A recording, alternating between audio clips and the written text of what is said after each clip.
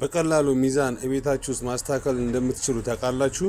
ይሄንን እናሳያችሁ። ይሄም እስካሁን ማንም አላሳያችሁም ወይም ደግሞ እስካሁን አላያችሁትም ወይም አላስተዋላችሁትም። ለምታውቁትም ለማታውቁትም ካስተዋላችሁ እዚህ ጋር በጣም የሚዋዥቅ ይመስላችኋል። የሚዋዥቅ ሚዛኖች እንደዚህም ይስተካከላሉ። ለምሳሌ ይሄ ሚዛን እዚህ ጋር ያለው የምታዩት ሚዛን ቁጥር ምን ይሆናል መሰላችሁ? አሁን ይሄ ስናስቀምጥበት ኪሎው 2 ኪሎ ይላል። ከዛ በኋላ ማጠፍ እንችላለን። ይሄ እንደዚህ የሚዋዥቀው ነገር አሁን ስንት ይሆናል? 4 ኪሎ።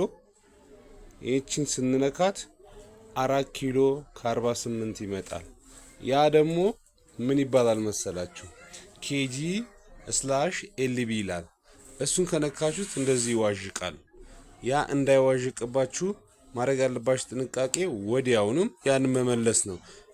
አሰሪ ጋር ወይ ቴክኒሻን ጋር ይዞ መሄድ አይጠበቅባችሁም። ወይም ደግሞ ተበላሸ ሚዛኔ ወይኔ ማለትም አይጠበቅባችሁም። በዚህ አይነት መንገድ በቀላሉ ማስተካከል ትችላላችሁ። እንዳለ የተበላሸ ነገር በሙሉ በቤትም መሰራት እንደሚችል መጠየቅና ማማከር አለባችሁ። ከዳዎች ነን እንደዚህ የተበላሸ ሚዛን አንላችሁም። ከዚህ የባሰ የተበላሸ ሚዛን ካላችሁ እኛ አለንላችሁ፣ እናስተካክልላችኋለን። በደንብ ይሄ ቪዲዮ ይጠቅማችኋል።